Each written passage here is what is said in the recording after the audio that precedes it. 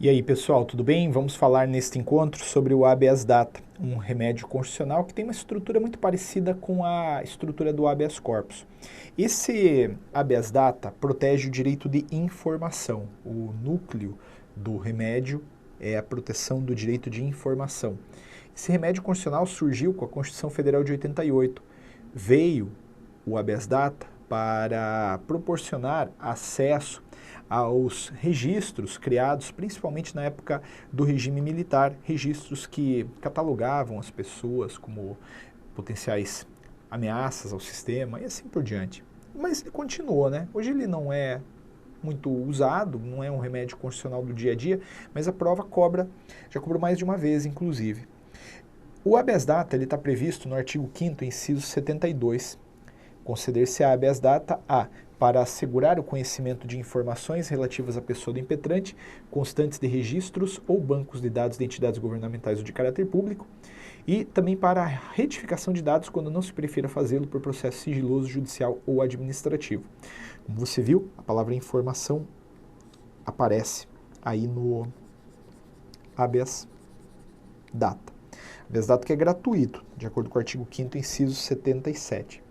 Agora, a lei 9.507 de 97, a lei 9.507 de 97, que é a lei do habeas data, vai, no artigo 7, repetir a hipótese de cabimento, mas vai acrescentar mais uma.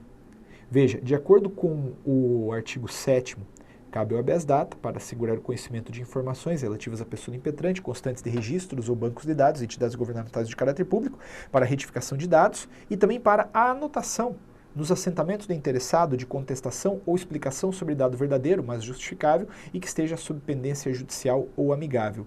Isso significa que o habeas data serve para três coisas. O habeas data serve para dar à pessoa acesso a informações. Então, a pessoa pode, a partir de um habeas data, conhecer as informações. A pessoa pode também retificar essas informações. E a pessoa pode complementar anotações num determinado banco de dados. A gente acha que o habeas data é só para ver a informação. Não, não é só para ver a informação. O habeas data é para você ter acesso à informação, para retificá-la e para também anotar mais coisas, para inserir mais coisas num determinado banco de dados. Eu já vou dar essa explicação melhor. Por enquanto, fique com essa tripla possibilidade do habeas data: conhecer, retificar e complementar informações, tá certo? Conhecer, retificar e complementar informações. Mas vamos lá, vamos para frente, Brasil. A gente está vendo que esse habeas data pode ser utilizado quando as informações estão inseridas em bancos de dados. Vamos começar a trabalhar com essa perspectiva já já.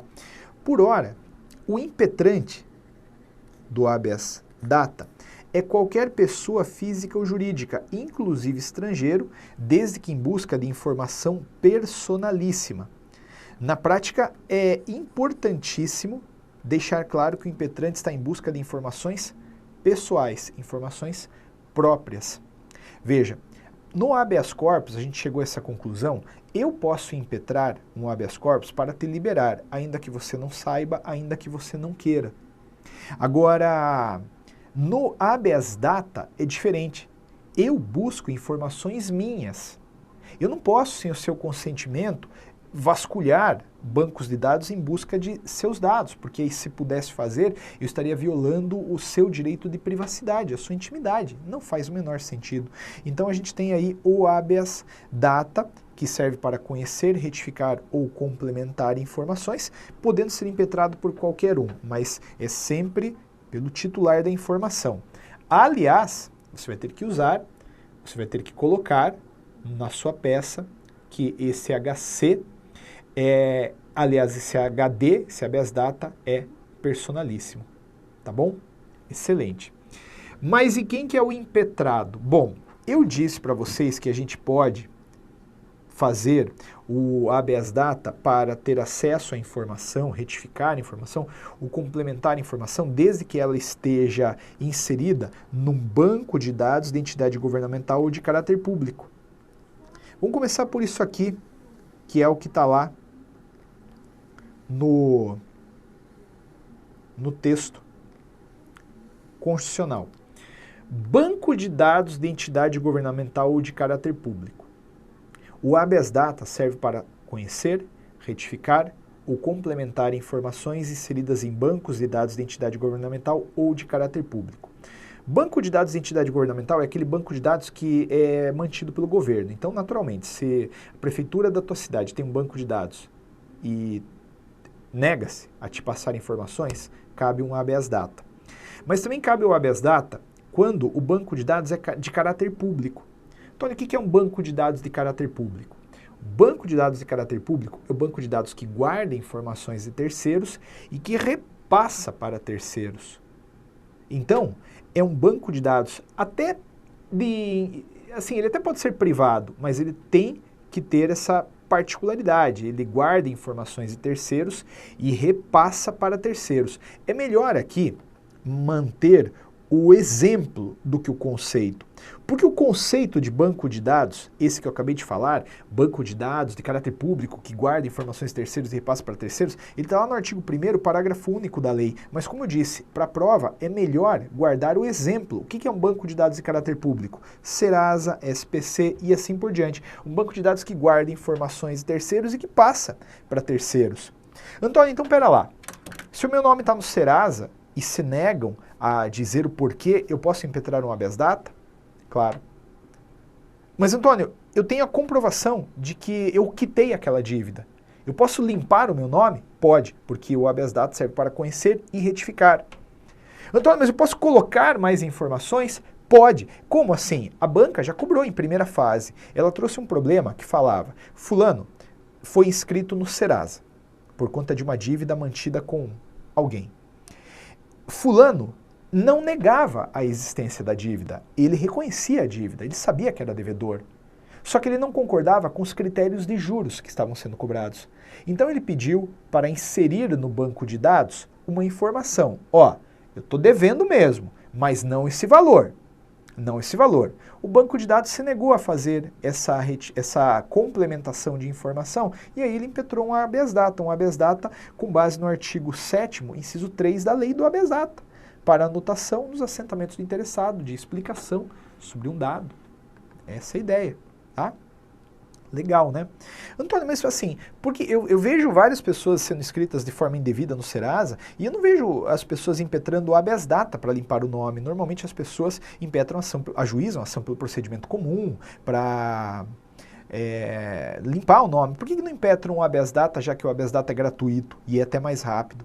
Ora, é porque daí a gente não consegue pegar aquela indenização por dano moral, meu nome foi jogar na lama, aquela coisa lá que a gente sempre pede, tá bom? Então, maravilha, a gente já tem então a hipótese de cabimento. Olha, cuidado, para peça principalmente, aliás, para questão principalmente e até mesmo para peça. Para ter habeas data tem que ter informação e banco de dados. Se não tem um ou outro, não tem habeas data.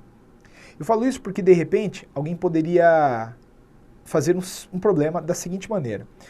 Você está assistindo televisão e aí vê lá que na delação premiada feita por alguém, teu nome foi citado. Você fala, meu capaz, como assim meu nome foi citado? Absurdo. Vou lá no processo para ver o que está rolando. Aí chega lá, o processo está em segredo de justiça e não deixam ver. Você fala, não, mas é meu direito de informação ver. Está em segredo de justiça, não vai ver. O que você pode fazer? Impetrar um habeas data? Não. Porque embora esse exemplo gravita em torno da liberdade de informação, o processo não é banco de dados. Então, nesse caso, não seria um habeas data, seria um mandado de segurança, que é um remédio constitucional que protege direito líquido certo, não amparado por HC ou HD.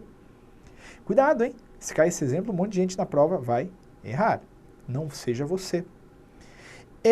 Em termos assim, de habeas data, a hipótese de cabimento é muito simples, né? Não há muito o que temer, é muito fácil.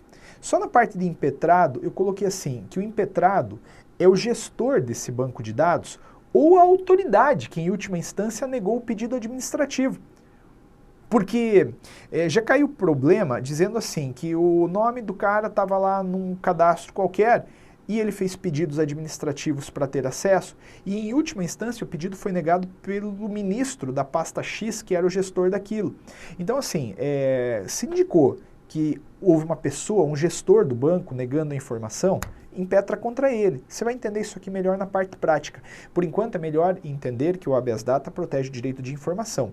Na tripla perspectiva, conhecer, retificar e complementar. Informação que deve estar inserida em banco de dados de entidade governamental ou de caráter público, tá? Cuidado! Em termos de procedimento, o habeas data passa por dois. Sim, porque tem um procedimento administrativo prévio que deve ser cumprido e tem um procedimento judicial. Claro que na peça a gente espera o habeas data judicial, o habeas data é uma ação judicial, mas para você impetrar o habeas data, você tem que cumprir um requisito formal, procedimental, administrativo antes, que está lá no artigo 2 da lei. A ideia é a seguinte, se você quer ter acesso a uma informação sua que está no Serasa, a primeira coisa que você tem que fazer é ir no Serasa. Vai lá, pede para ver. Te deram a informação? Ótimo, não tem nem por que impetrar o habeas data. Agora, não te deram a informação ou demoraram muito para te dar a informação, aí cabe o habeas data. Isso é muito, muito importante, porque o artigo 8º, já vou sintetizar tudo isso, da lei do habeas data, fala que a petição inicial deve ser instruída com prova da recusa ao acesso às informações ou do decurso de mais 10 dias sem decisão, da recusa em fazer-se retificação ou do decurso de mais de 15 dias sem decisão, ou da recusa em fazer-se anotação ou do decurso de mais de 15 dias sem decisão. Então é assim, ó, para tentar simplificar. Se o teu pedido era conhecer, na verdade é assim, ó, se eles se recusaram, deram um papel escrito, a gente não vai dar. Aí você pega esse papel e junta com a petição inicial. Agora, sintetizando aí, se o seu pedido era conhecer e eles ficarem em silêncio por 10 dias, cabe a habeas data. Se o teu pedido era retificar ou complementar e eles ficarem em silêncio por mais de 15 dias, aí cabe. Então, não entendi muito bem. Eu até entendi que se eles me deram o documento dizendo que não vão me dar informação, eu na hora posso impetrar o habeas data. Mas como assim silêncio? Veja, eu protocolei o pedido. Tem que ser protocolado administrativamente. Não pode chegar no balcão, oi, deixa eu ver. Não, tem que protocolar o negócio. Protocolou o pedido. Se o teu pedido era conhecer e eles não te deram resposta em 10 dias, você pode impetrar. Aí você fala, tá, mas como é que eu provo que eles não me deram resposta? Simples, você vai juntar o protocolo administrativo, que foi feito no dia 1º de março. Hoje é dia 20 de março, já transcorreu o prazo, então você pode, tá bom? Cuidado. Então, lembre que existe uma prévia à impetração do habeas data. Você não vai fazer na prova, a não ser que a prova te mande fazer um pedido administrativo. Não creio que vai mandar. Mas saiba que você tende, na hora da prova, a ter que fazer o habeas data, a peça. Só que lá na peça, você vai ter que abrir um espacinho para dizer que diligenciou administrativamente. Certo? Maravilha. Antônio, mas assim, esse negócio aí é constitucional?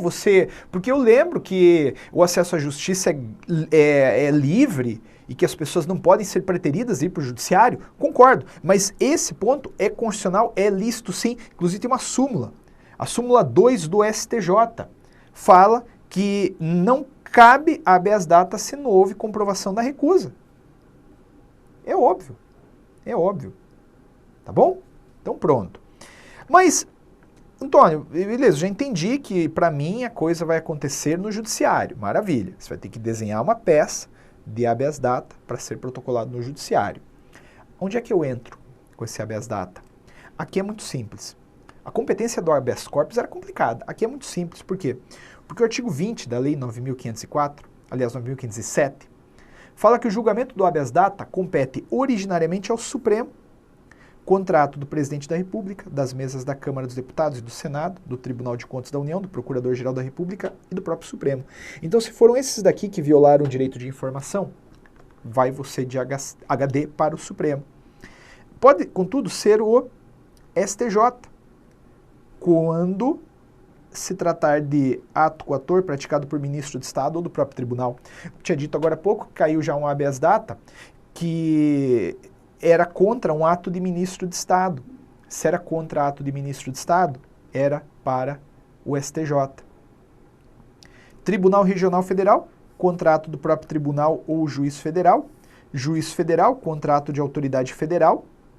Tribunal Estadual, segundo disposto na Constituição do Estado, não vai cair, e juiz estadual nos demais casos. Então, no Serasa, SPC, é aqui. E vai ser juiz federal, pois é um banco de dados da União. Aí você vai para a Justiça Federal. Esse tipo de reflexão você vai fazer. Então, a competência no habeas corpus era uma loucura, porque tinha um monte de artigo espalhado. Aqui não, está tudo reunidinho no artigo 20, que obviamente você vai destacar aí no teu vademécum. Correto? Maravilha. Aí, você fez a petição inicial. E a petição inicial, que vai ser qualificada conforme regras que você já conhece, que eu vou lembrar na próxima aula, tem que trazer um espaço dizendo que houve recusa à prestação de informação ou demora. Porque a gente viu que é pré-requisito para o procedimento judicial o esgotamento da via. E aí, olhem que loucura.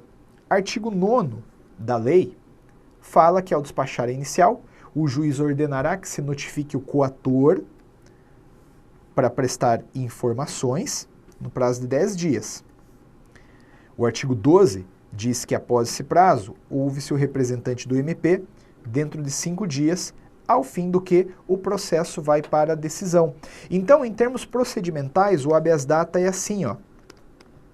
Petição inicial, informações pela autoridade coatora, Ministério Público e julgamento, havendo, sem sombra de dúvida, possibilidade de concessão de liminar.